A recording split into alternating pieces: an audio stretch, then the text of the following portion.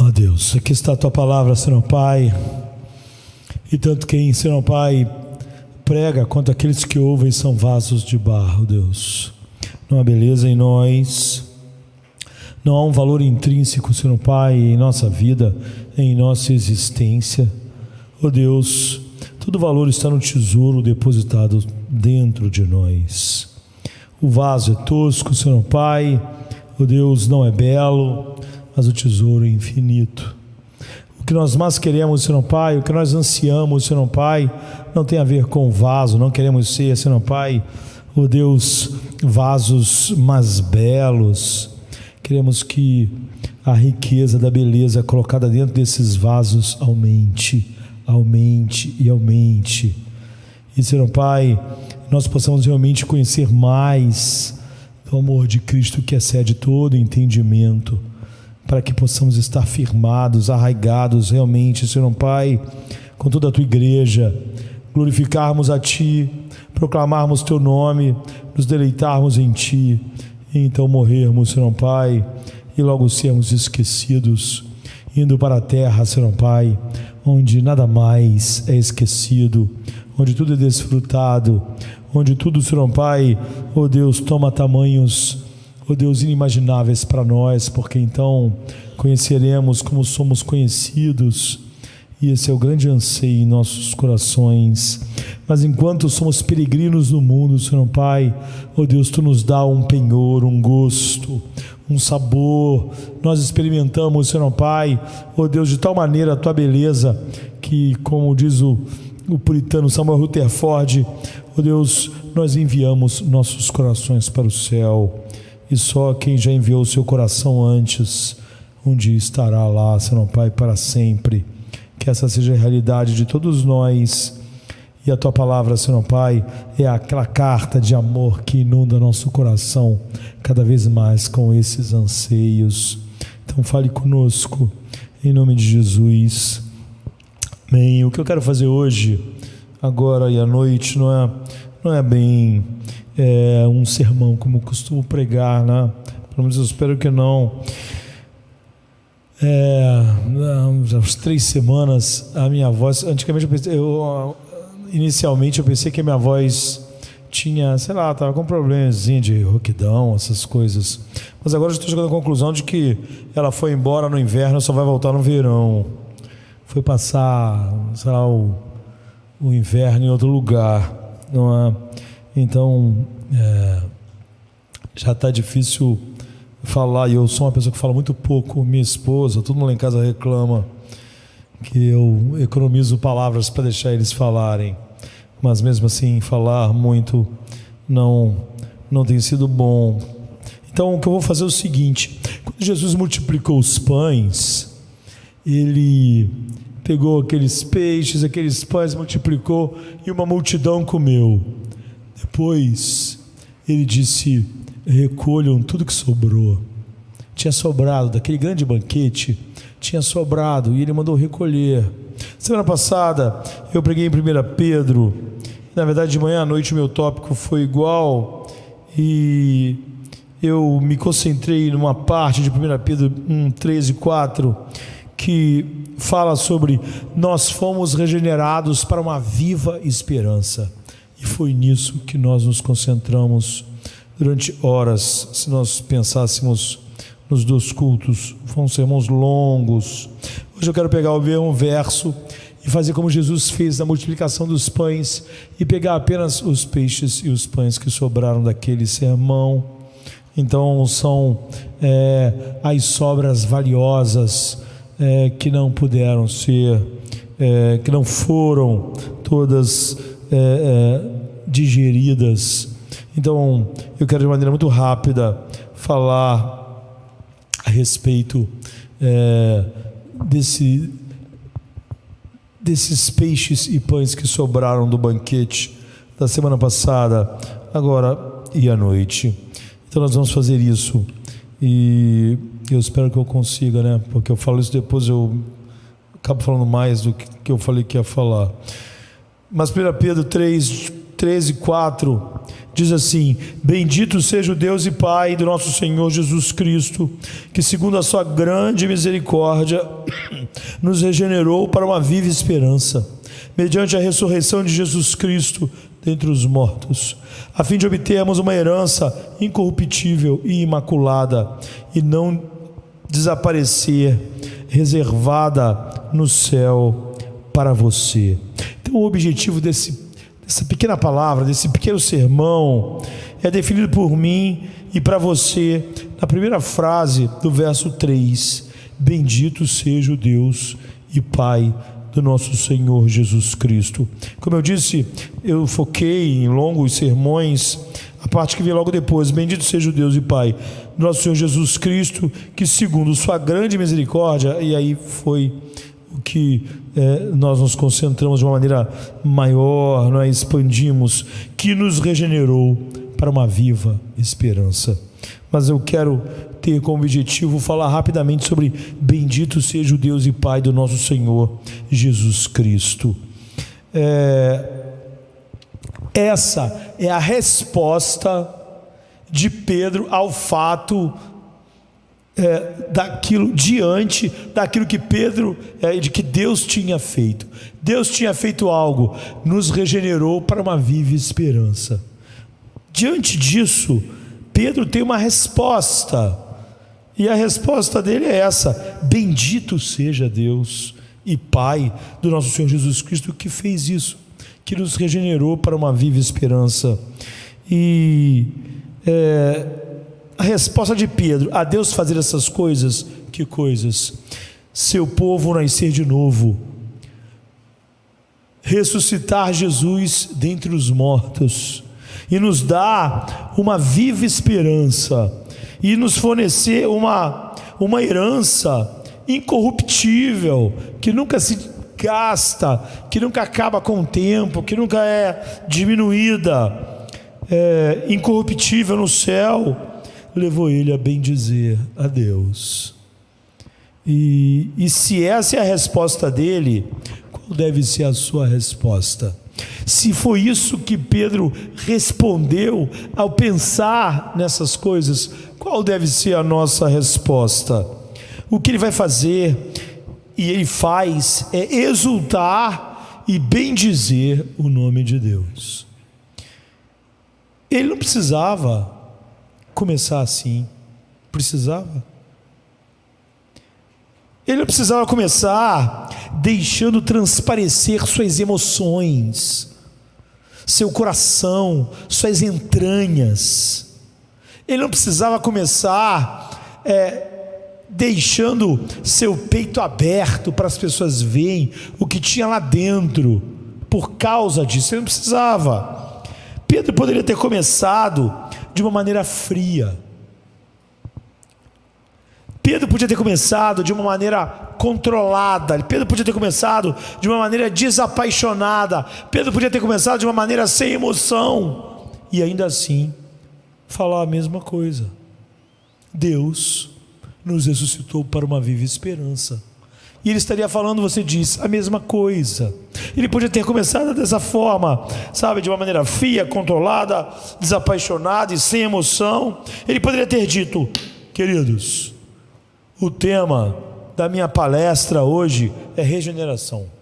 Esse é o nosso tema para a nossa mente. E eu tenho, Pedro poderia ter dito, várias doutrinas relacionadas, sobre as quais eu desejo discorrer, sobre nossa regeneração. E eu vou listar para vocês. Pedro poderia ter dito: primeiro, Deus. Depois eu vou falar sobre regeneração. Depois eu vou falar sobre uma esperança viva que essa regeneração produz. Depois, em quarto lugar, eu vou falar sobre como Deus ressuscitou Cristo dos mortos. Em quinto lugar, vou falar sobre a herança que então foi guardada para nós. E para encerrar, eu vou falar sobre essa eternidade aí. Nós demos muita atenção a essas coisas, então nós achamos elas importantes para nos instruir, e assim nós vamos começar. Mas não é assim que Pedro começa, não é? Ele não estava dando uma aula, estava. Ele não estava com um giz na mão falando: vou ensinar a vocês algumas coisas importantes. E o que isso me diz como pregador, quando eu olho para esse texto, quando eu olho para uma Viva Esperança, onde eu pude pregar longamente? A primeira coisa que eu aprendo com isso: não comece desse jeito também que você falou. Aqui está nosso tema, regeneração. Aqui está Deus fazendo as coisas, e Ele ressuscitou, nos deu vida, nos regenerou para uma viva esperança. Eu aprendo: não lide com as verdades assim. Se na hora do louvor tu estava assim: Deus é maravilhoso, Ele é fiel, é lamentável. Você está a milhares de quilômetros de Pedro. Não comece assim. É o que isso diz para mim como pregador. Não lide com as verdades de Deus assim. Pedro começa com exultação. Pedro começa bendizendo. Pedro começa admirado. Pedro começa com seu coração saltando de emoção, porque é isso que essas realidades produziram no coração de Pedro. Ele poderia dizer: não, eu sou um cara sucinto, sou um cara que vou simplesmente listar, vou falar sobre esses assuntos, vou falar da maneira correta, todos vão entender, e isso é o suficiente. Mas quando Pedro considera essas coisas, ele não diz friamente: pronto, ensinei. Vocês aprenderam o que é uma viva esperança, aprenderam o que é regeneração, aprenderam. Eu ensinei claramente, meu trabalho está feito. O que vocês tinham para aprender sobre regeneração, eu ensinei, e ensinei corretamente. Agora faça com isso o que você quiser. Você não vai poder dizer que eu não te ensinei direito. Se você não entende a regeneração, se você não entende o que Deus fez, se você não fizer nada com isso, se você jogar isso tudo no lixo daqui a pouco, isso é problema seu. Eu ensinei direitinho. Ele diz: bendito seja Deus. E é assim que ele começa. Ele começa completamente capturado de admiração. Ele faz isso aqui, e ele faz isso também no capítulo 4:11.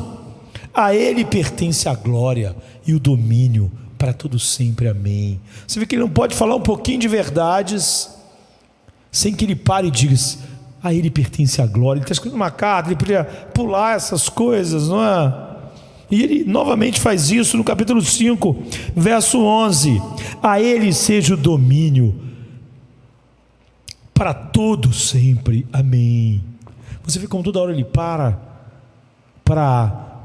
deixar as suas entranhas expostas em afeições e emoções. Ele escreve, sabe? E ele irrompe repetidas vezes em louvor e adoração. Ele não consegue falar sobre isso como se estivesse debatendo algum tipo de assunto, não é?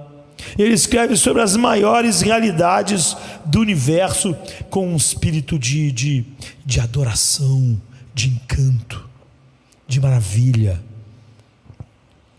Ele não está ensinando sobre Deus regenerou vocês como quem ensina matemática, debate filosofia, fazendo um bom trabalho.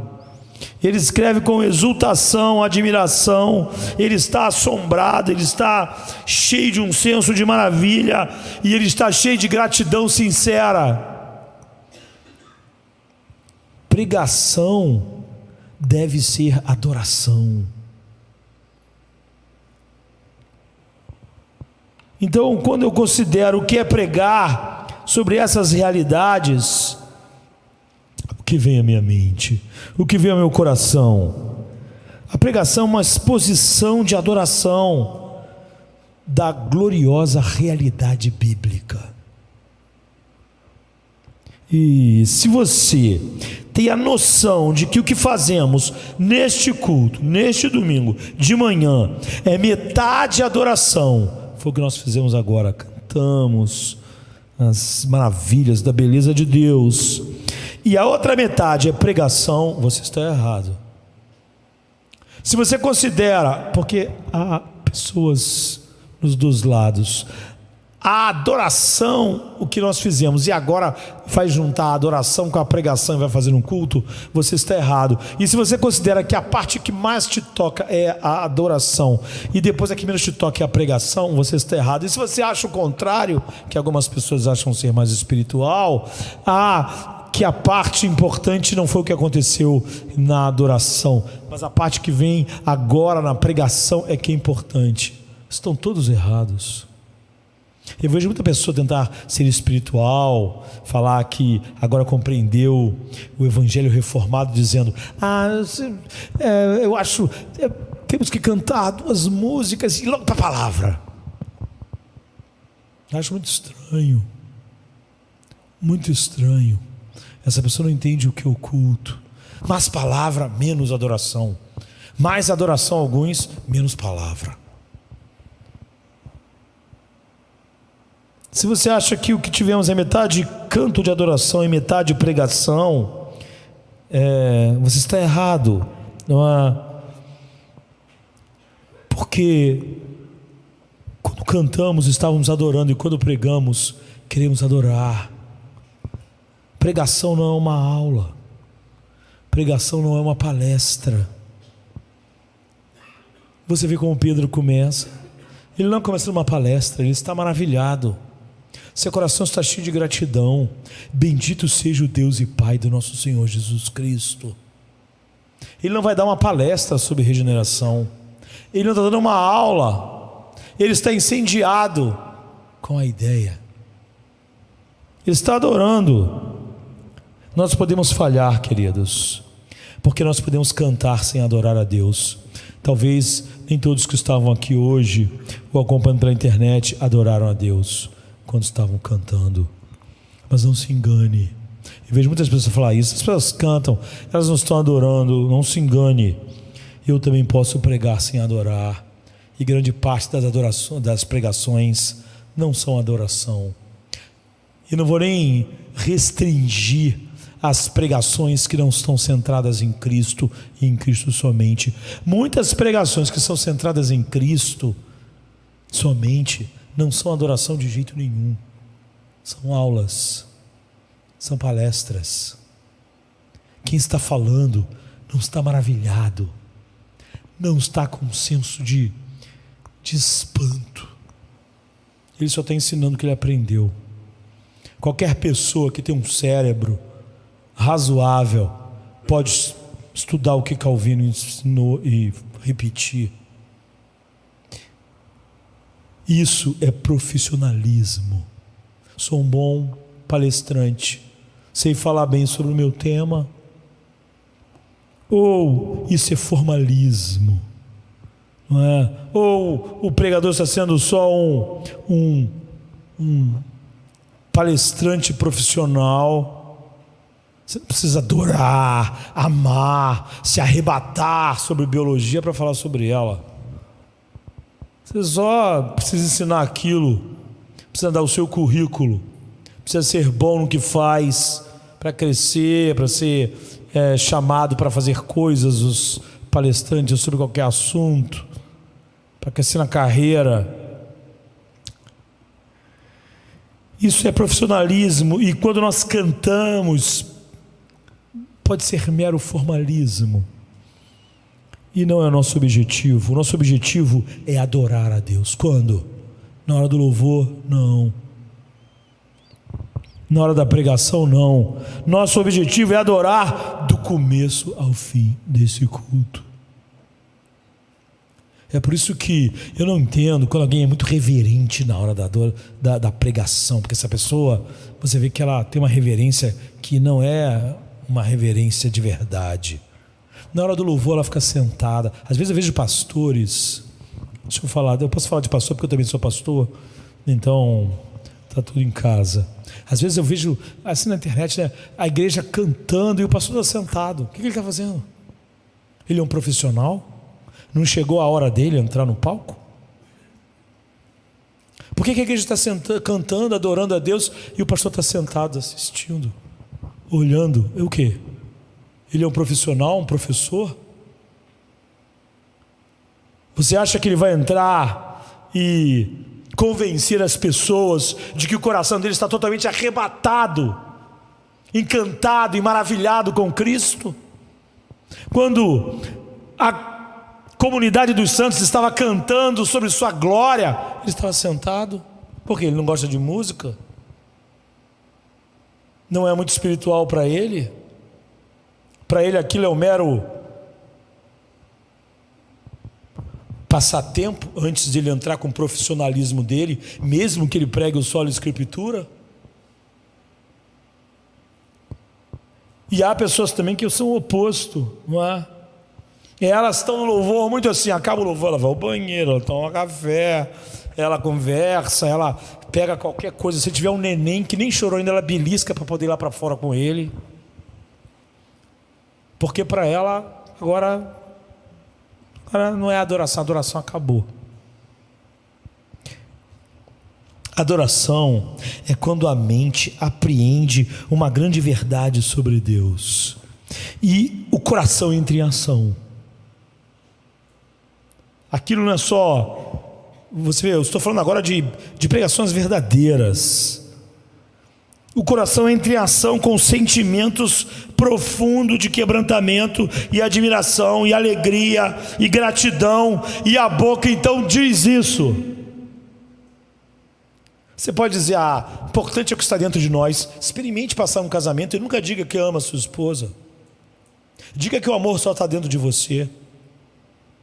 Experimente ser verdade de que você tem um amor incrível pelos seus filhos, mas não fala nada para eles. Não demonstra isso, porque o importante é o seu coração. Não é verdade, não é verdade. Experimente hoje, amanhã, qualquer dia, ver pessoas no estádio de futebol. Eu estou pulando por dentro, mas por fora eu estou com essa cara. É mentira, é falso. Bendito seja Deus. Pedro não começa uma palestra. Pedro, ele não estava sentado como um grande apóstolo que não vai ficar em pé cantando hinos a Deus, sentado esperando a hora do seu profissionalismo entrar para falar sobre aquela regeneração. Ele está vibrando, ele está com o coração ardendo, em admiração, de tal maneira que ele não consegue começar a falar sobre regeneração sem começar: bendito seja o Pai do nosso Senhor e Salvador Jesus Cristo, exaltado, glorificado,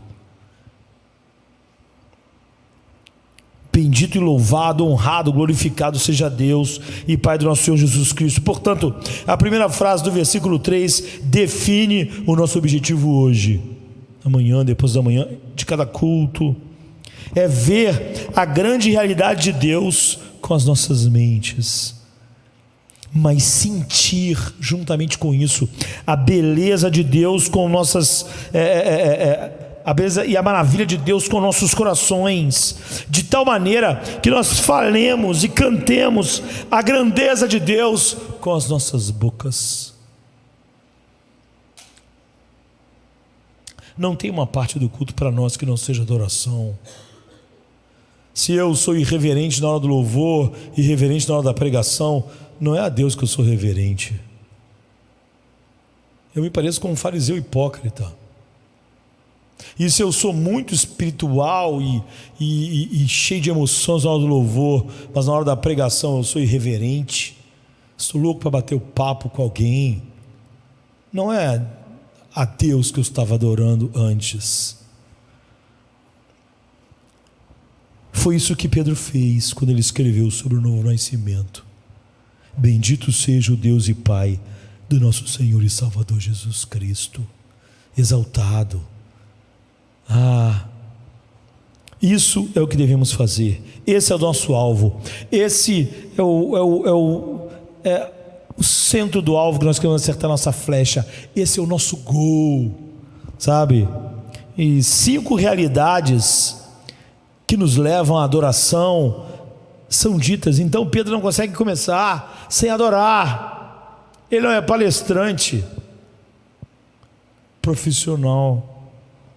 Agora, que verdade, que grande realidade levou Pedro à exultação.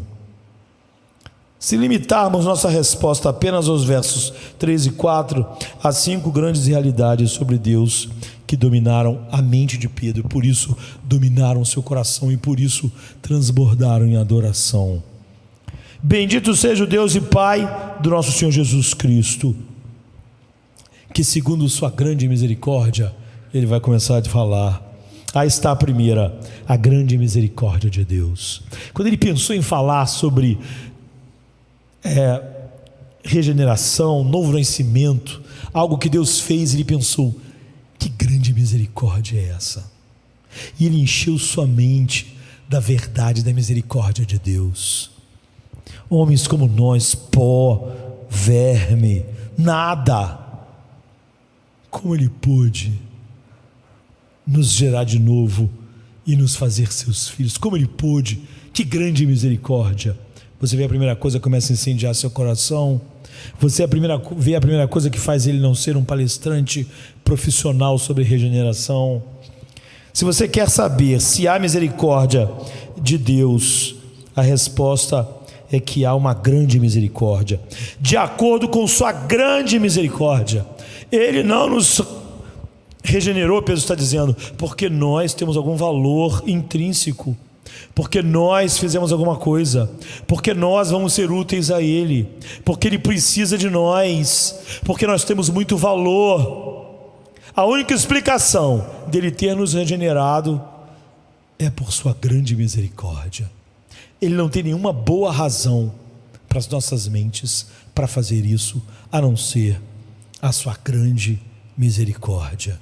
Quando ele pensa nisso, ele não tem nada de profissional, não é? Ele então adora a Deus.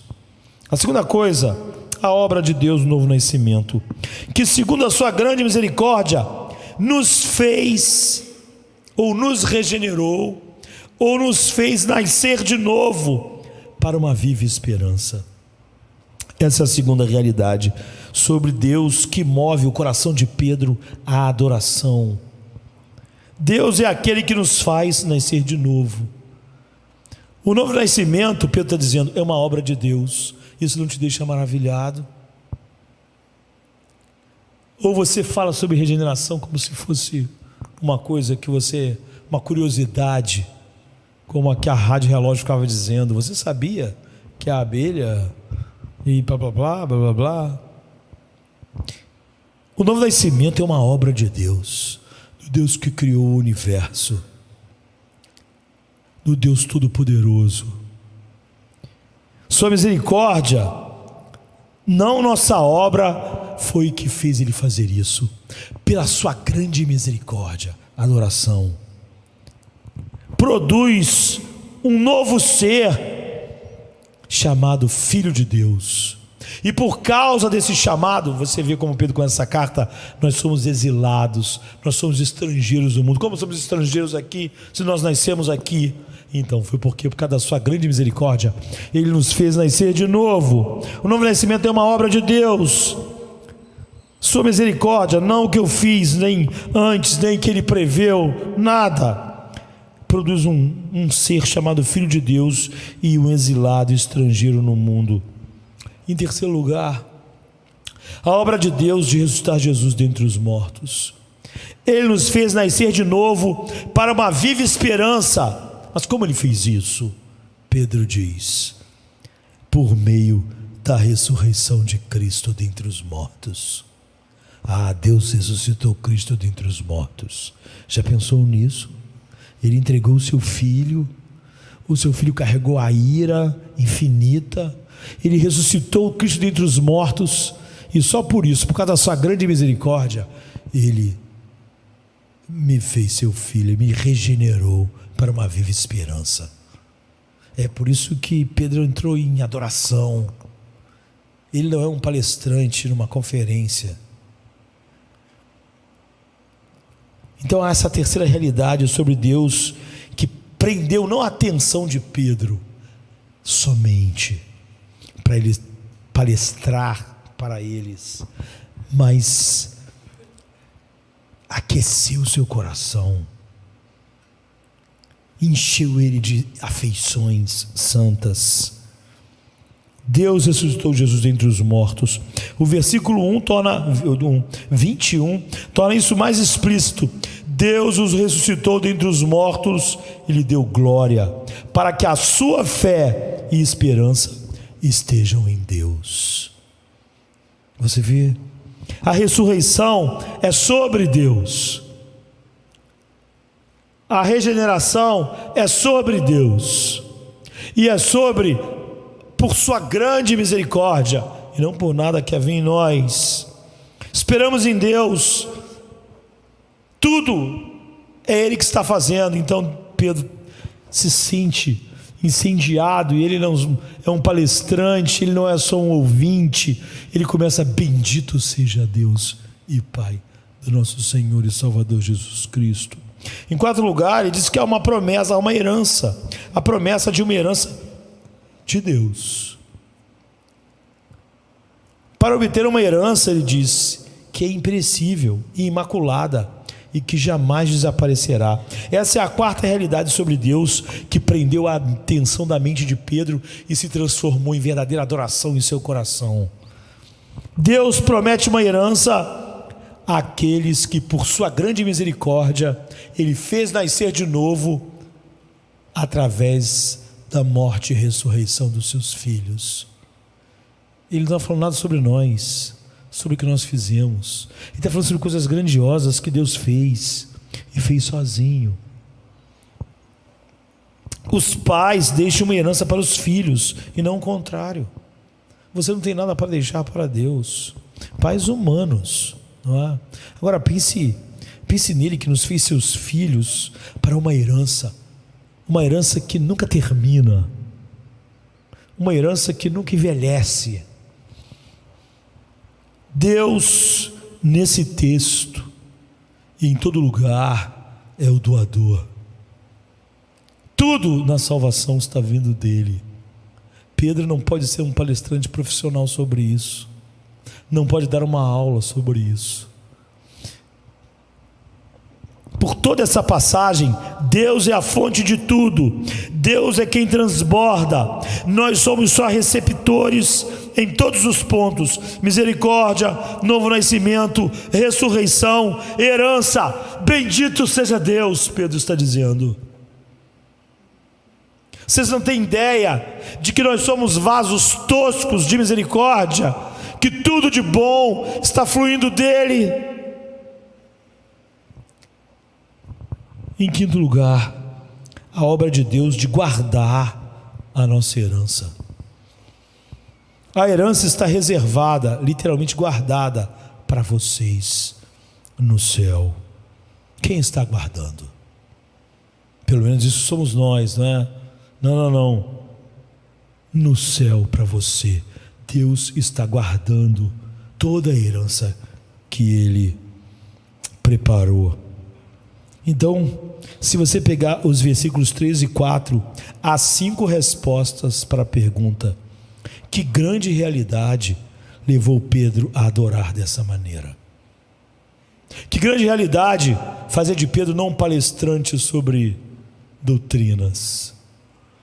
O que tomou conta da sua mente, moveu o seu coração e abriu a sua boca para dizer bendito? Por que ele não pode começar simplesmente dizendo: olha, o assunto é esse, hoje nossa palestra vai ser sobre regeneração, nós vamos dividir aqui em 5 tópicos. Deus é grande em misericórdia, louvado seja o seu nome. Isso encheu. Pedro podia ficar horas, dias, a vida pensando na grande misericórdia de Deus. Deus nos fez nascer de novo, Ele fez para uma viva esperança. E quando nós pensamos como Deus nos fez, como éramos só trevas e caos, como Paulo diz, e ainda nos fez de novo para uma viva esperança. Então, adoração. Deus ressuscitou Jesus dentre os mortos. Deus promete agora uma herança a todos que Ele gerou através da ressurreição de Cristo dentre os mortos. E mais, Deus agora está guardando toda a herança que pertencia somente ao seu Filho para todos eles. Agora, qual é a principal coisa que Deus está fazendo aqui? A principal é que Deus causou o novo nascimento. Pedro está dizendo: sua grande misericórdia é a fonte do nosso novo nascimento. Nada que nós fizemos nos fez nascer de novo. Devia ser tão óbvio, mas a maior parte de quem se diz evangélico acredita igual na igreja católica. Não acredita nessa verdade. Ela acha que nasceu de novo por algo que ela fez. Sua grande misericórdia é a fonte. A ressurreição de Jesus dentre os mortos é o triunfo histórico sobre a morte que tornou possível Ele nos fazer nascer de novo para uma viva esperança. Nossa esperança viva em uma grande herança flui totalmente daquilo que Ele fez. Mas a principal obra de Deus, focada aqui no texto, é o novo nascimento. Então vamos focar nisso para terminarmos. Uma das razões pelas quais não há grande exultação nisso, como Pedro, é que nós não entendemos ou não acreditamos, ou se acreditamos, acreditamos formalmente apenas nisso. Deus nos gerou para sermos seus filhos unicamente por sua misericórdia. Ou seja, nós não tínhamos existência como um filho de Deus. João 3,6 diz: o que é nascido da carne é apenas carne, é o que você nasceu. Você não nasceu espiritual. Você nasceu sem nenhum interesse por Deus. E se Deus não faz nada, você não só ia morrer assim, você ia passar a eternidade toda dessa forma. É o que você é. O que é nascido da carne é carne. É o que Jesus diz. Mas aquele que é nascido do Espírito, ou seja, aquele que nasceu de novo, sobre o qual Pedro está dizendo, é Espírito. Não tínhamos existência espiritual viva. Ou seja, estávamos vivos meramente na carne. Não é que tínhamos pouca espiritualidade, ou vida espiritual, um resquício, uma sobra. Não tínhamos, não existíamos, não tínhamos nascido. Era como se você dissesse que existe outro universo e eu não estou lá porque eu não nasci lá. Há o universo da vida espiritual, mas eu não nasci nesse lugar. Eu nasci na carne. E não é que alguém vai impedir de eu ser espiritual. Se eu nasci na carne, eu simplesmente fico no que eu nasci. Eu nasci um ser humano. Não vou me transformar num gorila em algum momento, nem num anjo. Eu vou morrer ser humano. Eu nasci na carne. Deus não precisa impedir, como algumas pessoas tolas dizem. Então quer dizer que Deus não escolheu alguém, então Ele impede. Deus não precisa impedir um ser humano de se transformar num anjo, porque um ser humano não se transforma em anjo. Ele nasceu ser humano e vai morrer ser humano. Você nasceu na carne, e no que diz respeito a você, você vai morrer na carne, morto para qualquer coisa espiritual. Você não existe. Mas então Deus veio sobre nós e nos fez nascer de novo. Ele trouxe uma vida sobre o caos, sobre a escuridão, como no Gênesis. A vida de fé e esperança, Ele nos regenerou para uma viva esperança em Deus. A vida do Espírito em nós foi obra dele. Não havia nada que eu pudesse ou quisesse fazer para ser algo mais do que o que eu sempre fui. Eu nasci na carne. Mas a maioria de nós foi ensinada de uma forma ou de outra que Deus não fez o trabalho decisivo aqui. Nós fizemos. E não é de admirar então que as pessoas respondam diferente de Pedro. Bendito seja Deus que por sua grande misericórdia nos fez nascer de novo. Porque elas acreditam que elas nasceram de novo porque elas fizeram alguma coisa. Portanto, não há uma surpreendente afeição dizendo bendito seja somente Ele, porque Ele fez isso, e Ele fez por sua grande misericórdia. Agora, se eu perguntasse assim para você, como você sabe que nasceu fisicamente? Como você sabe? O que você responderia? Deixe-me abordar isso com uma pergunta provocativa. Se eu perguntasse a você, como você sabe que você nasceu do ventre de sua mãe? O que você me responderia? Você responderia, como eu sei? Eu estou vivo.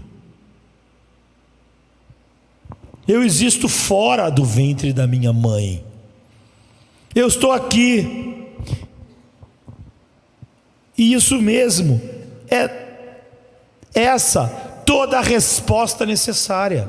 Se eu perguntasse a você, como você sabe que você nasceu do ventre da sua mãe? Como você tem certeza disso? Estou vivo. Estou fora do ventre da minha mãe. Eu existo aqui. Você não me responderia, eu sei que nasci, porque eu tenho uma certidão de nascimento aqui. Vou lá pegar, para você ter certeza que eu existo, e que eu vivo, que eu existo. Eu vou lá em casa, aí você vem com uma certidão de nascimento. Eu tenho certeza de que eu nasci, porque eu tenho uma certidão de nascimento. Você faria isso? Ou você diria, olha, eu nasci porque eu fiz alguma pesquisa histórica nos hospitais do Rio de Janeiro, no bairro de Campo Grande, e eu encontrei um documento lá com um pezinho, e o pezinho que está nesse documento corresponde às linhas onduladas que estão na sola do meu pé. Por isso eu tenho certeza que eu nasci e existo. Por isso. Ou eu tenho certeza que existo e estou vivo porque eu recolhi depoimentos assinados, juramentados, registrados no cartório, de pessoas que viram minha mãe grávida e depois viram eu fora da barriga da minha mãe. Por isso eu sei que eu estou vivo. Você diria, por isso que eu sei que eu nasci.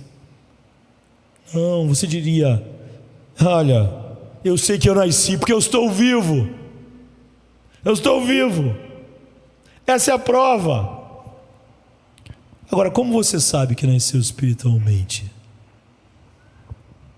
Suponha que eu fizesse a mesma pergunta a um frequentador da igreja, a um membro da igreja comum hoje, não é? De qualquer lugar. Como você sabe que nasceu de novo?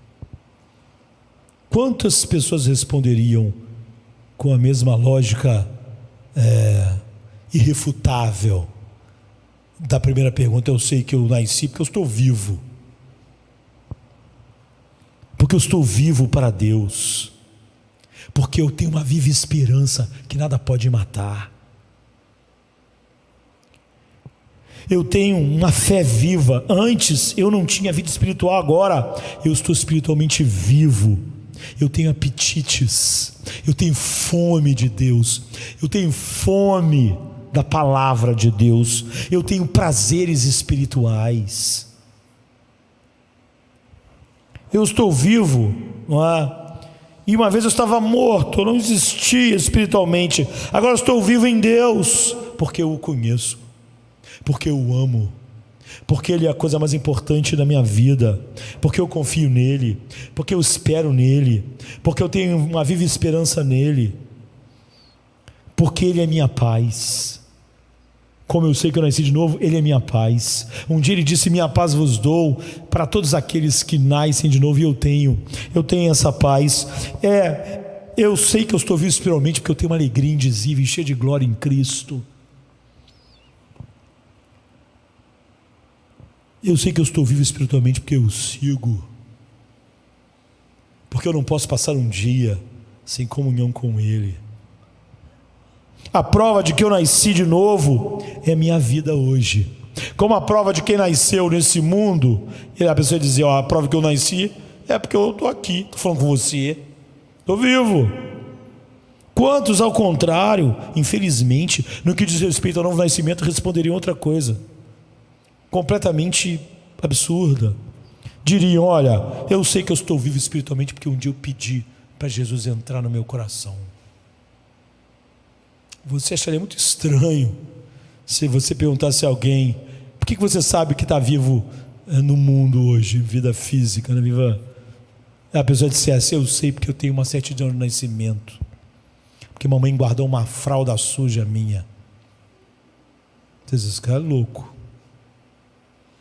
Se é isso que faz ele saber que está vivo, que existe, que ele nasceu. Mas muitas pessoas responderiam na vida espiritual, eu sei que eu nasci de novo porque eu aceitei, eu deixei Jesus entrar no meu coração, é porque eu fiz uma oração lá na frente, a oração do pecador. Eu sei que eu nasci de novo porque eu andei pelo corredor da igreja até a parte da frente, quando o pastor chamou. Eu sei que eu estou vivo porque eu aceitei Jesus. Eu sei que eu estou vivo porque eu tenho um cartão. Eu tenho um cartão aqui na minha carteira que eu assinei em 6 de junho de 2015. Eu declarei, não é, que Jesus era o meu Senhor. Eu sei que eu estou vivo porque eu tenho um certificado de batismo de uma igreja.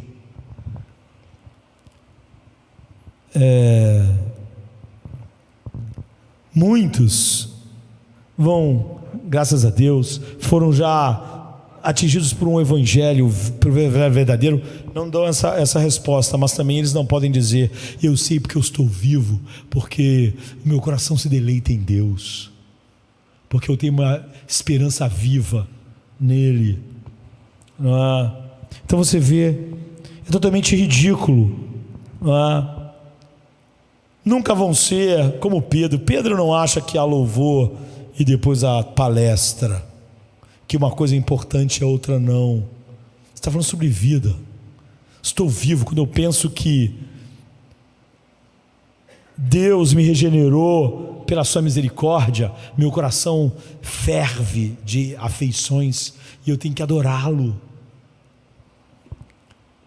Como eu disse, muitas pessoas achariam ridículo se alguém dissesse, eu sei que nasci porque eu tenho uma certidão de nascimento. Mas não acho quando alguém diz, eu sei que nasci porque eu tenho um certificado, porque eu fui lá na frente, porque fiz uma oração, então eu sei que nasci de novo. Isso é ridículo. Eu nasci de novo e sei que nasci de novo porque meu coração ama Cristo, se deleita nele, tem uma alegria indizível e cheia de glória nele. Eu estou vivo para ele de verdade. Não é uma formalidade. Não sou um pregador profissional. E eu também não sou um membro que simplesmente acha que tem que ir na igreja cantar algumas coisas. Mas na verdade, durante o culto eu prefiro a pregação do que o louvor. Ou eu prefiro o louvor do que a pregação. Agora, por que haveria de ser diferente? Por que alguém que nasceu neste mundo, se você perguntar, por que você nasceu, você tem certeza que você nasceu no mundo? Como é que você pode me dizer que nasceu no mundo? A pessoa, eu acharia ridículo dizer porque eu tenho uma certidão de nascimento. Alguém no mundo espiritual diz porque eu aceitei Jesus. E não porque eu estou vivo.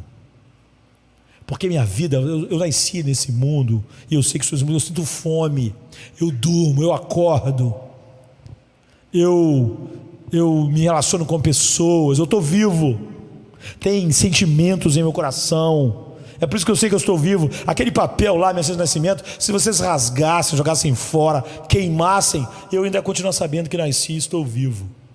Ele não tem nada a ver com a minha vida de verdade. Ter andado no corredor, ter falado algo, levantado uma mão, não tem nenhuma relação.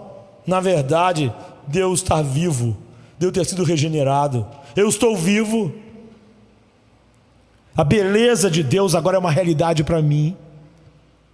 a glória dele. Só de eu pensar na sua misericórdia, eu levanto num bendito seja Deus e Pai do nosso Senhor Jesus Cristo. Eu tenho paz porque eu tenho uma viva esperança. Eu tenho paz porque ele disse: minha paz vos dou. Eu estou vivo espiritualmente. Há uma razão é que sabemos, sem sombra de dúvida, que não tivemos nada a ver com o nosso novo nascimento, com o nosso nascimento físico. Essa é uma razão óbvia, né? É o óbvio ululante. Eu sei, Josemar Bessa, que não tenho nenhuma participação no meu nascimento neste mundo. Foi algo que foi feito, não por mim. Eu não causei o meu nascimento. Antes de 69 eu não existia. E eu não podia fazer nada antes de existir para nascer. Eu sequer escolhi nascer. Eu não nasci porque, sei lá, na não existência, em algum lugar entre a eternidade e 1969, eu pensei: vou nascer, vou tomar uma decisão de entrar no mundo. Eu não existia. Aconteceu conosco. E tudo que podemos fazer é agradecer ou se ressentir por estar no mundo. Mas certamente não causamos a nossa estadia no mundo. Então, nem nos ocorre provar que nascemos apelando para a coisa que eu fiz. Não ocorre a ninguém provar alguém que nasceu porque fez alguma coisa para nascer, porque é ridículo. Todo mundo sabe que ninguém pode fazer nada ou fez para nascer neste mundo. Não há nenhum, nós não causamos isso. É o meu nascimento que me causou. Foi porque eu nasci que eu existo. Eu não existo porque causei meu nascimento. Eu sou a causa do meu nascimento. Outros podem dizer que acreditam no que Pedro está dizendo, que Deus fez tudo, mas não estão maravilhados, porque não creem de verdade. Eu já disse aqui que quando eu vou conversar com alguém, na minha vida pastoral aconteceu um monte de vezes, a pessoa diz: pastor, eu estou assim, da minha vida está ruim, porque tal. E a gente começa a falar: mas você tem que entender que o amor de Cristo... Não, pastor, eu sei que Jesus me ama, mas o problema é que o meu marido foi embora. Eu sei que ele me ama, mas como é que eu posso ser feliz se meu marido foi embora? Eu sei que essa pessoa não sabe que Jesus ama ela. O amor de Jesus é algo tão maior do que o casamento, do que a vida, do que a morte, do que a saúde, que nunca ninguém diria: eu sei que ele me ama, mas o problema é que ninguém me valoriza. Eu sei que Jesus me ama, mas as pessoas não gostam de mim, elas me acham feias, então minha vida é um lixo. Ou seja, quando elas falam que sabem que Jesus ama elas, não sabem nada, não sabem absolutamente nada. Aquilo está no mundo da fantasia, não é real para elas. Não acreditamos que nosso segundo nascimento foi feito por nós e que nós não escolhemos ou causamos ele. Isso enche Pedro de um senso de maravilha. Fomos ensinados de centenas de maneiras que nós mesmos causamos o nosso novo nascimento, não pelo mundo, certamente não por Deus, mas pelo príncipe desse mundo, mas na maioria das vezes nas igrejas. Então, quando nos perguntam: como você sabe que você nasceu de novo? Nós tendemos a responder: porque eu fiz algumas coisas, porque eu fiz isso, porque eu andei no corredor, porque eu me arrependi, porque eu fiz aquilo, porque eu fiz aquilo outro. Não dizemos com realidade e autenticidade: eu estou vivo, porque Deus causou isso sozinho. E quando eu penso nisso, só de eu pensar nisso, antes de começar a falar sobre isso, me vem um bendito. Bendito seja o Deus Pai do nosso Senhor e Salvador Jesus Cristo, que nos fez nascer de novo para uma viva esperança. Inferimos nosso novo nascimento pelas coisas que fizemos para causá-lo, não pelas coisas que o novo nascimento causou em nós. Foi eu nascer que causou tudo em mim, na minha vida, queridos. Se eu não tivesse nascido, então nada aconteceria. Eu tenho que admitir que o meu nascimento em 69 é que causou o Josemar. Josemar não causou o seu nascimento. O seu nascimento causou ele. É por isso que eu existo. Não é de estranhar, portanto, que em torno dessa autocompreensão, dessa autoexistência cristã, se desenvolva uma espécie de cristianismo que não explode em louvor, ou explode no louvor vazio, que é baseado nas coisas que eu mesmo fiz. Então não é um louvor que pode suportar qualquer coisa, nenhum deleite, porque Pedro está escrevendo para um povo que está sendo morto e está sendo dilacerado. Em nosso novo nascimento, e diga com Pedro: bendito seja, e louvado, e agradecido, e amado seja Deus, e somente Deus, que por sua grande misericórdia nos fez nascer de novo para uma viva esperança. A imagem do Novo Testamento de nosso nascimento nunca diz nada a nosso respeito. Deus fez isso, Deus receberá a glória por isso. Essa é a imagem uniforme do Novo Testamento. Algo aconteceu conosco, algo que não tem nada a ver conosco. Eu estava morto em delitos e pecados, e Deus, em seu grande amor com que nos amou, nos vivificou juntamente com Cristo. Efésios 2:5. Eu era espiritualmente inexistente, eu era nada. O que eu era antes de 69? Nada. E o que eu era antes de nascer de novo? Nada. Nada, não faz nada. Antes de 69, não é que eu era nada, eu não era. Eu não existia. Mas então Deus criou uma nova pessoa e eu me tornei uma nova criação em Cristo. Efésios 4:24, Gálatas 6:15, 2 Coríntios 5. Eu não me criei, Deus me criou. Eu estava cego para as coisas espirituais. Carne e sangue não poderiam me ajudar, porque o que é nascido da carne é carne. Não há nada que nascesse da minha carne que não fosse carne. Se eu tenho algo espiritual, então não pode ter sido causado por mim, de forma nenhuma. Não é? Deus fez, e fez sozinho.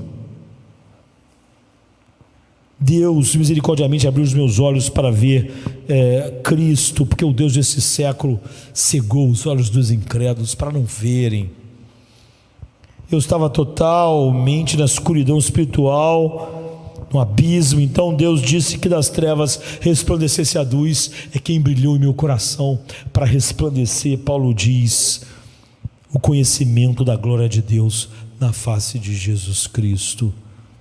Minha mãe, meu pai, meu pastor, eles plantaram, puderam falar alguma coisa, mas eles não podiam nada.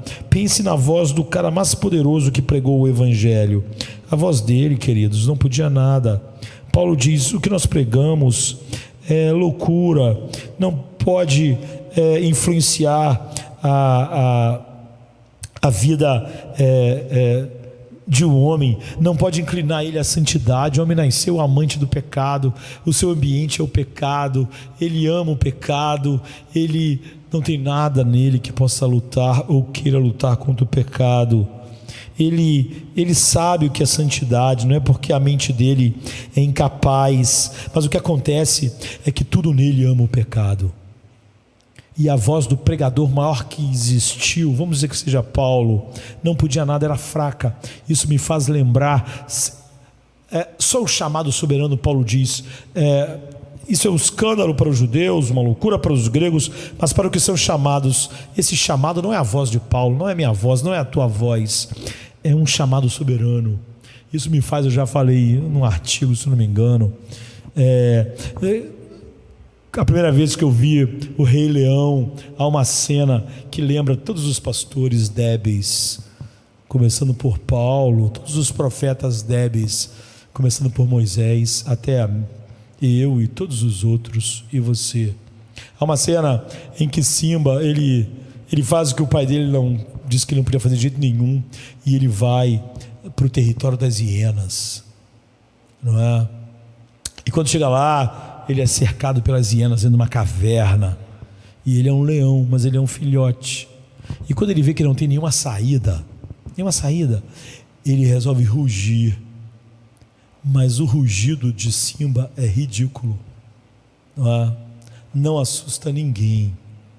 E quando as hienas começam a cercar ele dá um rugido, e as hienas começam a rir. Assim são todos os pregadores. Mesmo o apóstolo Paulo, ele diz: nossa voz soa para as pessoas como loucura, como ridículo. Mas na cena, sem que ninguém visse na caverna, chega Mufasa, o rei dos leões. Mufasa é diferente do Simba. Mas como o Simba está encurralado, a única coisa que Simba pode fazer é tentar rugir de novo.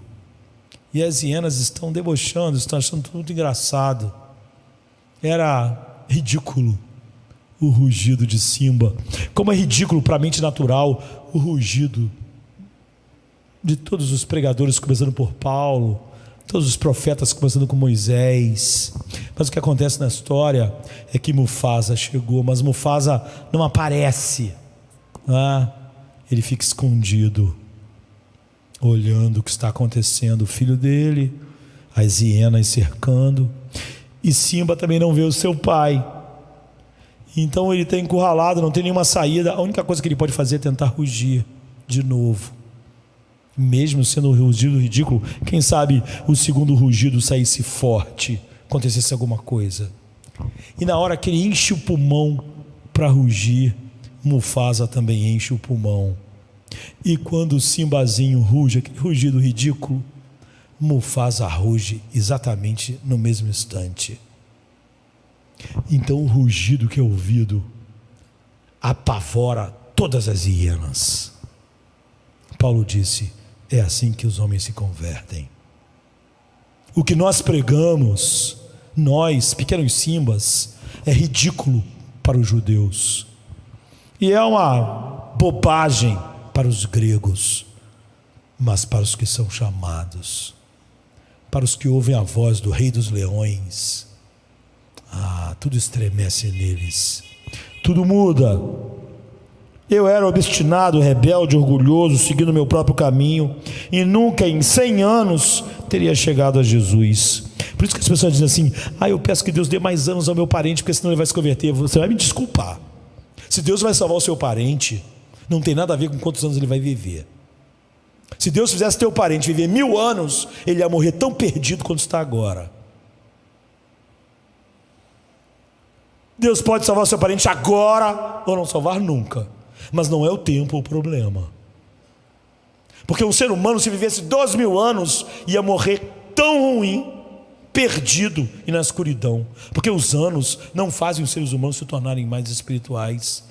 Eles não se tornam nem um pouco espirituais com o passar dos anos.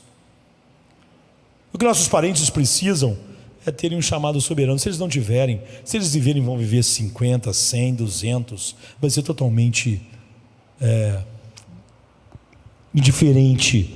Jesus diz: ninguém pode vir a mim se o Pai que me enviou não trouxer. Eu então não tinha arrependimento no coração, eu não tinha tristeza pelo meu pecado, eu não tinha uma paixão por mudar, mas Deus graciosamente me concedeu arrependimento. Como Paulo diz: ore para que Deus conceda o arrependimento, em 2 Timóteo 2,25. Eu não tinha fé, não tinha desejo de parecer um fracote, dependendo de ser salvo, porque em mim não há bondade alguma. Mas Deus, em sua grande misericórdia, concedeu-me fé. Filipenses 29. E me salvou pela fé que Ele concedeu. Mas isso não foi feito por mim, foi feito por aquilo que é um dom de Deus, como está em Efésios 2,8. Então eu criei. Então quem creu fui eu, mas eu criei como cego que enxergou, não porque eu podia. Se Deus mandou é porque o cara pode, é o que as pessoas dizem. Quando Jesus disse para o cego: abra os olhos e veja, é porque o cego podia? Ou era o Rei dos Leões falando?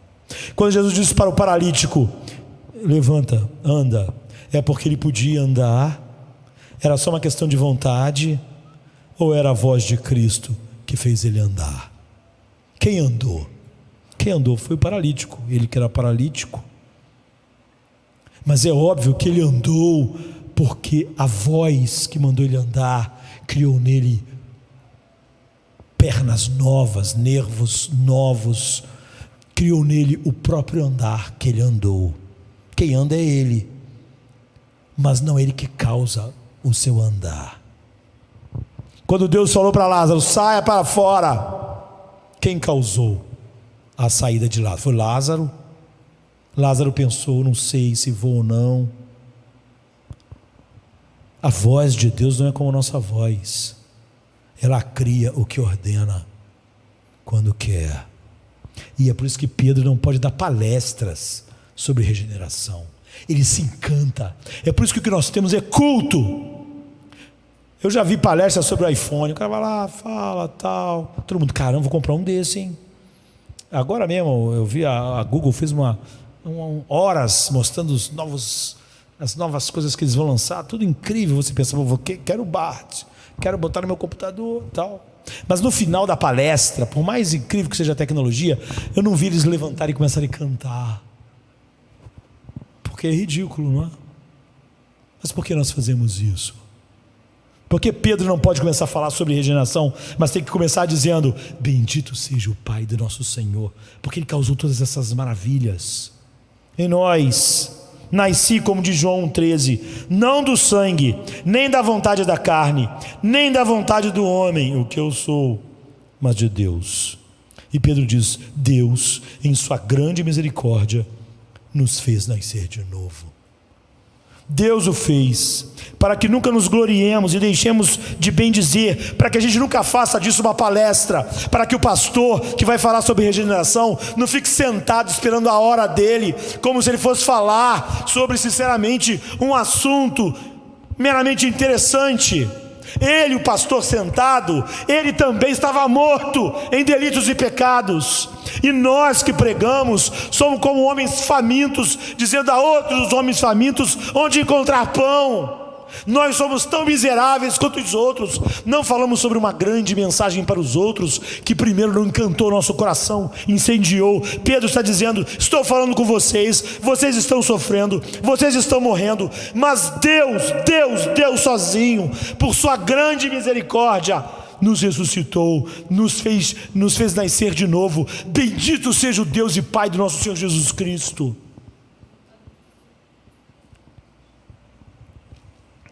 Deus fez. O que nós fazemos aqui juntos, como fazemos em casa, é a melhor coisa que fazemos na nossa semana. Bendiga a Deus de todo o seu coração. Em vez de encontrar 1000 problemas para estar adorando a Deus, pense: nada se compare a isso. Nada se compara a poder fazer isso. Pedro, só de falar com o povo de Deus à distância, por uma carta, ele não consegue deixar de começar: bendito seja Deus, começar com adoração, com o seu coração cheio de afeições. Alguns de vocês estão sendo atraídos, despertados pelo Espírito de Deus hoje? Então, só Deus pode fazer isso. O versículo 22 diz que nascemos de novo pela palavra viva e permanente de Deus. Então que Deus faça minhas palavras viverem com o seu poder e despertar suas vidas. Você nunca precisa buscar um motivo em você para ter nascido neste mundo, porque eu fiz isso, eu fiz aquilo, ou porque eu tenho uma certidão de nascimento. Você diz: eu estou vivo, eu estou respirando, eu sinto fome, eu sinto amor por alguém, eu sinto amor pelos meus filhos. Se você me pergunta como eu sei que estou vivo, que eu nasci, eu sei que eu nasci porque eu estou aqui. Agora, quando você pergunta a um cristão como ele sabe que nasceu de novo, é ridículo ele responder: porque eu fiz isso, porque eu fiz aquilo. Ou então falar: porque eu tenho uma certidão, ou porque eu andei num corredor, ou porque fiz a oração que me mandaram fazer. Você tem que dizer: porque eu estou vivo, porque meu coração é capturado pela beleza de Deus, porque a paz de Deus, que excede todo entendimento, guarda a minha mente e o meu coração em Cristo Jesus. Porque embora eu não tenha visto Cristo, nem o veja agora, eu o amo com uma alegria indizível e cheia de glória. É por isso que eu sei que eu nasci de novo, porque eu estou vivo para Deus, vivo para Cristo. Respiro, vejo sua beleza, caminho com Ele, vivo nele. Vamos ficar de pé. Venha se cansado estás, e eu descanso darei.